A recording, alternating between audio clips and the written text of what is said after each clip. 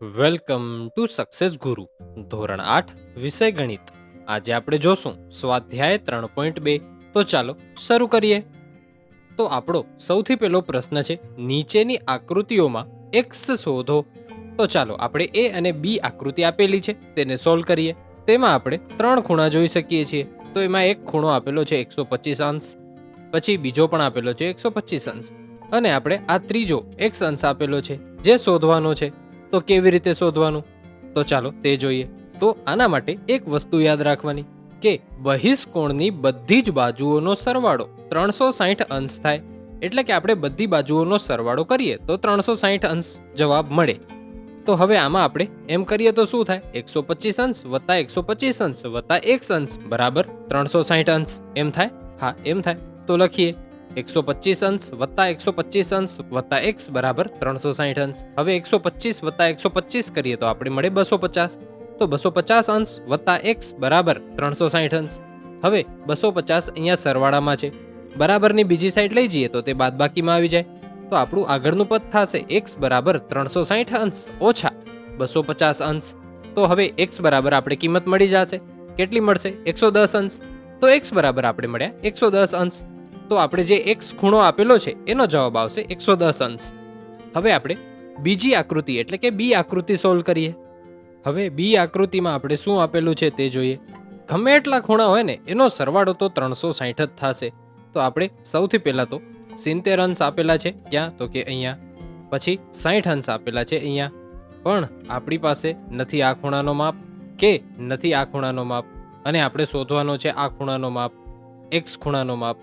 તો કેમ શોધશું, તો તમે અહીંયા જોઈ શકતા હશો કે કાટખૂણો દોરેલો છે. કાટખૂણો એટલે કેટલો માપ, 90 અંશ થાય.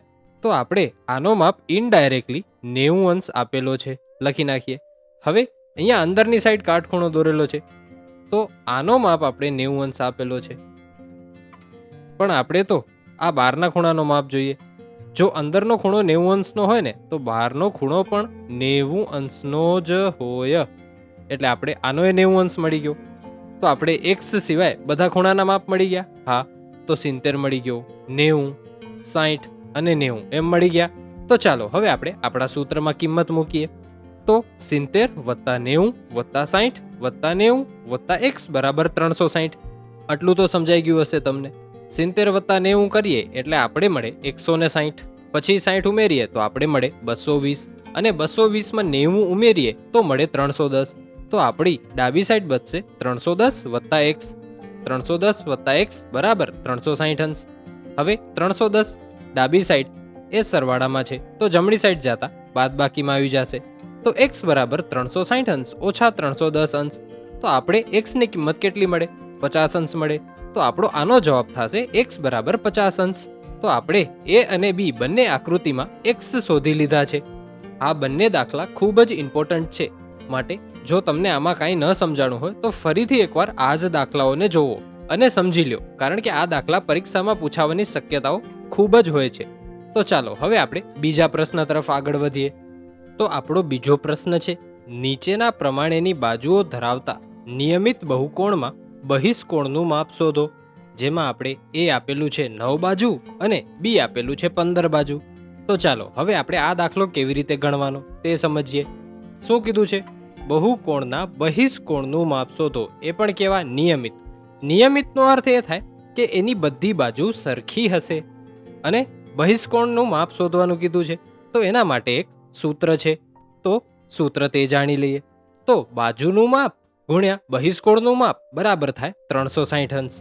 તો આમાં આપણે એ માં 9 બાજુ આપેલી છે અને બી માં 15 બાજુ આપેલું છે, એટલે કે આપણે બાજુનું માપ આપેલું છે. તો હવે બાજુનું માપ આપેલું છે, બહિષ્કોણનું માપ શોધવાનું છે. શોધી લઈએ. પેલા 9 બાજુ કીધેલું છે, તો જ્યાં બાજુનું માપ છે ત્યાં 9 લખશું અને બાકી સૂત્ર એમનું એમ. તો 9 ગુણ્યા બહિષ્કોણનું માપ બરાબર 360 અંશ. હવે 9 ડાબી સાઈડ એટલે કે અહીંયા શેમાં છે, ગુણાકારમાં છે. અહીંયા ગુણાકારમાં છે તો બરાબરની બીજી સાઈડ જતા તે ભાગાકારમાં આવી જાય. તો આપણું પદ શું બને, બહિષ્કોણનું માપ બરાબર 360 ભાગ્યા 9. હવે 360 ભાગ્યા 9 કરીએ તો 9 ચોક થાય 36, અને મીંડું એમનું એમ. તો આપણે જવાબ મળે 40. તો આપણે બહિષ્કોણનું માપ મળી જાય 40 અંશ. ક્યારે, જ્યારે 9 બાજુ હોય ત્યારે. એટલે આપણે એ નો જવાબ મળી ગયો 40 અંશ. હવે આપણે બી નો જવાબ શોધીએ. બાજુનું માપ ગુણ્યા બહિષ્કોણનું માપ બરાબર 360 અંશ. બાજુનું માપ આપણે આ વખતે 15 આપેલું છે, તો 15 ત્યાં મૂકશું. 15 ગુણ્યા બહિષ્કોણનું માપ ગુણ્યા 360 અંશ.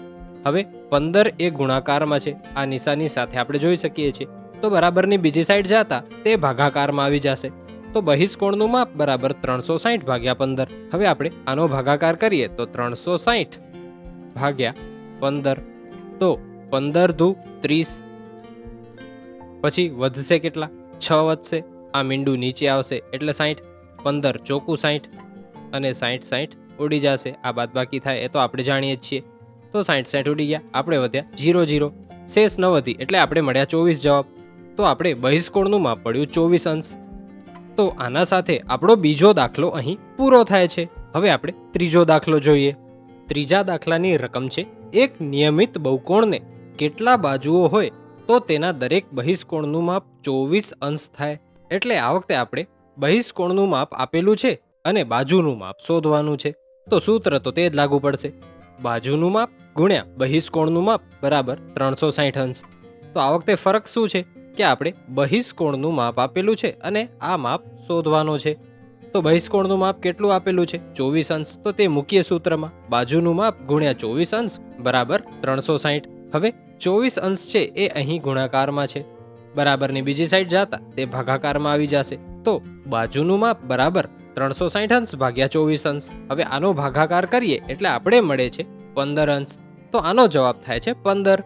તો ત્રીજો દાખલો આપણો અહીં પૂરો થાય છે. હવે આપણે ચોથો દાખલો જોઈએ. ચોથા દાખલાની રકમ છે, એક નિયમિત બહુકોણને કેટલા બાજુઓ હોય તો તેના દરેક અંતઃકોણનું માપ 165 અંશ થાય. હા, આમાં એક વસ્તુ માર્ક કરજો કે અંતઃકોણનું માપ આપેલું છે, બહિષ્કોણનું માપ આપેલું નથી. તો સૌથી પહેલા તો આપણે બહિષ્કોણનું માપ શોધવું પડશે, એના પછી આપણે ગણી શકશું. તો હવે બહિષ્કોણનું માપ શોધવું કેમ? તો એના માટે પણ એક સૂત્ર છે. કયું? તો અંતઃકોણ વત્તા બહિષ્કોણ બરાબર 180 અંશ થાય. આ આપણું સૂત્ર છે. તો આપણી પાસે અંતઃકોણનું માપ 165 અંશ આપેલું છે, તો તે લખીએ 165 વત્તા બહિષ્કોણ બરાબર 180 અંશ. હવે 165 અને બહિષ્કોણ વચ્ચેનો સંબંધ સરવાળાનો છે, તો બરાબરની બીજી સાઈડ જતા તે બાદબાકીમાં આવી જશે. તો બહિષ્કોણ બરાબર 180 અંશ ઓછા 165 અંશ. 180 માંથી 165 કાઢીએ તો કેટલા રહે? તો 180 માંથી આપણે 165 કાઢીએ તો રે 15. તો બહિષ્કોણનું માપ મળ્યું 15. હવે તો આપણું જૂનું સૂત્ર, બહિષ્કોણની બાજુનું માપ ગુણ્યા બહિષ્કોણનું માપ બરાબર 360 અંશ. હવે આપણે બહિષ્કોણનું માપ મળ્યું છે, બહિષ્કોણની બાજુનું માપ આપણે શોધવાનું છે. એટલે કે આપણે આ મળેલું છે અને આ શોધવાનું છે. તો કિંમત મૂકીએ. બાજુનું માપ ગુણ્યા 15 અંશ બરાબર 360. 15 અને બાજુના માપ વચ્ચે સંબંધ ગુણાકારનો છે, તો બરાબરની બીજી સાઈડ જતા ભાગાકારમાં આવી જશે. તો બાજુનું માપ બરાબર 360 અંશ ભાગ્યા 15. હવે 360 ભાગ્યા 15 કરીએ તો મળે છે 24 અંશ. તો બાજુનું માપ થશે 24 અંશ. તો આના સાથે આપણો આ દાખલો પણ અહીં પૂરો થાય છે. તો હવે આપણે નેક્સ્ટ દાખલો જોઈએ. તો દાખલાની રકમ છે, એવો નિયમિત બહુકોણ શક્ય છે કે જેમાં દરેક બહિષ્કોણનું માપ 22 અંશ હોય. બી કીધેલું છે, શું આ માપ નિયમિત બહુકોણના અંતઃકોણનું હોઈ શકે? કેમ? આપણે આ પ્રશ્નોના જવાબ આપવાના છે અને 22 અંશનો ખૂણો હોઈ શકે કે નહીં તે પણ કહેવાનું છે. તો સૌથી પહેલા આપણે એ સોલ્વ કરીએ. તો સૌથી પહેલા તો આપણે બહિષ્કોણનું માપ 22 અંશ આપેલું છે, તો સૂત્ર કયું લાગશે? બાજુનું માપ ગુણ્યા બહિષ્કોણનું માપ બરાબર 360 અંશ. આપણે 22 અંશ શું આપેલું છે? તો કે બહિષ્કોણનું માપ. એટલે ફરીથી આપણે આ આપેલું છે અને આ શોધવાનું છે. તો લખી લઈએ, બાજુનું માપ ગુણ્યા 22 અંશ બરાબર 360 અંશ. હવે સંબંધ કયો છે? ગુણાકારનો છે આ બંને વચ્ચે. તો બરાબરની બીજી સાઈડ જતા તે ભાગાકારમાં આવી જશે. તો બાજુનું માપ બરાબર 360 અંશ ભાગ્યા 22. તો ઉડે છે, 360 ભાગ્યા 22 થાય છે? નથી થતું ને. તો આપણે બંનેને 2 વડે ઉડાડી દઈએ. તો 360 ભાગ્યા 2 કરીએ તો મળશે આપણે 180 અંશ અને છેદમાં 22 ભાગ્યા 2 કરીએ તો આપણે મળશે 11 અંશ. હવે ભાગ્યા 2 શું કામ કર્યું? કારણ કે બંને સંખ્યા 2 વડે વિભાજ્ય છે, તો આપણે આ એનું નાનું રૂપ મળે. આનાથી નાનું રૂપ શક્ય છે? નથી, કારણ કે 180 11 વડે ભાગી શકાય એમ નથી અને 11 એ અવિભાજ્ય સંખ્યા છે, માટે આપણો જવાબ જ થઈ જશે બાજુનું માપ બરાબર 180 છેદમાં 11 એટલે કે 180 અંશ છેદમાં 11 અંશ. તો રકમ આપણે કોઈ પૂર્ણાંક ન મળી, અપૂર્ણાંક મળી. એટલે આવું તો કોઈ નિયમિત બહુકોણ શક્ય છે નથી. તો લખવાનું સંખ્યા અપૂર્ણાંકમાં હોવાથી એવો નિયમિત બહુકોણ શક્ય નથી. હવે આપણે બી વિકલ્પ સોલ્વ કરીએ. એમાં આપણે અંતઃકોણ હોઈ શકે તેમ પૂછ્યું છે. એટલે કે 22 અંશ જે આપેલા છે ને એ અંતઃકોણના હોઈ શકે એમ કીધેલું છે. તો આપણે અંતઃકોણ 22 અંશ છે તેવી રીતે પણ જોઈ લઈએ કે એનાથી આપણું આ શક્ય બને છે કે નહીં. તો હવે આપણે અંતઃકોણમાં કરીએ છીએ. તો અંતઃકોણનું સૂત્ર શું છે? તો તેનું સૂત્ર છે અંતઃકોણ વત્તા બહિષ્કોણ બરાબર 180 અંશ. અંતઃકોણ કેટલું આપેલું છે કીધેલું છે? તો કે 22 અંશ. તો 22 અંશ વત્તા બહિષ્કોણ બરાબર 180. તો હવે 22 અંશ અને બહિષ્કોણ વચ્ચે સરવાળાની નિશાની છે એટલે સંબંધ થયો સરવાળાનો. તો બરાબરની બીજી સાઈડ જતા બાદબાકીમાં આવી જશે. તો બહિષ્કોણ બરાબર 180 ઓછા 22 થશે. કેટલા થાય? 180 માંથી 22 કાઢીએ તો 158 થાય. તો બહિષ્કોણ બરાબર 158 અંશ મળ્યા. તો આપણું સૂત્ર કયું છે? બાજુનું માપ ગુણ્યા બહિષ્કોણનું માપ બરાબર 360 અંશ. આપણે પાછું આનું જ માપ મળેલું છે 158 અંશ. તો બાજુનું માપ ગુણ્યા 158 અંશ બરાબર 360. હવે સંબંધ કયો છે? ગુણાકારનો છે. તો બરાબરની બીજી સાઈડ જતા ભાગાકારમાં આવી જશે. તો બાજુનું માપ બરાબર 360 અંશ ભાગ્યા 158 અંશ. તો અવડો મોટો ભાગાકાર તો આપણે આવડે નહીં ડાયરેક્ટ. તો ના આવડે ને તો સંખ્યા નાની કરતા આવવાનું. તો બંને 2 વડે વિભાજ્ય છે એ તો કેમ ખબર પડે? એકમનો અંક જોવાનો. જો એકમનો અંક 2 વડે ભાગી શકાતો હોય તો એ સંખ્યા 2 વડે વિભાજ્ય છે. પણ એકમનો અંક કયો હોવો જોઈએ? બેકી સંખ્યા 0, 2, 4, 6, 8 હોવો જોઈએ તો આપણે ભાગી શકીએ. તો અંશમાં 0 છે અને છેદમાં 8 છે. બંને 2 વડે વિભાજ્ય છે તો 2 વડે ભાગી નાખીએ. તો 360 ભાગ્યા 2 કરીએ તો મળે છે 180 એટલે 180 અંશ. અને 158 ભાગ્યા 2 કરીએ તો મળે છે 79. એ શું અંશ? તો હવે આને નાનું કરી શકશું? ના, વળી આ નાનું નથી થતું. તો આપણો જવાબ જ થઈ જશે બાજુનું માપ બરાબર 180 અંશ છેદમાં 79 અંશ. વળી પૂર્ણાંક સંખ્યા ના આવી, અપૂર્ણાંક સંખ્યા આવી. તો આવું પણ નિયમિત બહુકોણ શક્ય નથી. તો લખવાનું સંખ્યા અપૂર્ણાંકમાં હોવાથી આવો નિયમિત બહુકોણ શક્ય નથી. હવે આગળ વધીએ.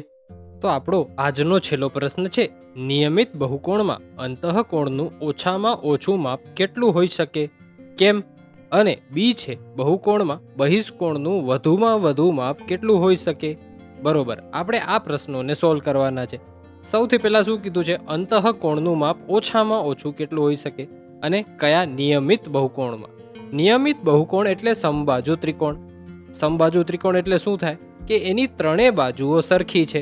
એટલે કે ખૂણો A વત્તા ખૂણો B વત્તા ખૂણો C બરાબર 180 અંશ થાય. તો ખૂણો A, ખૂણો B અને ખૂણો C ને આપણે x ધારી લઈએ.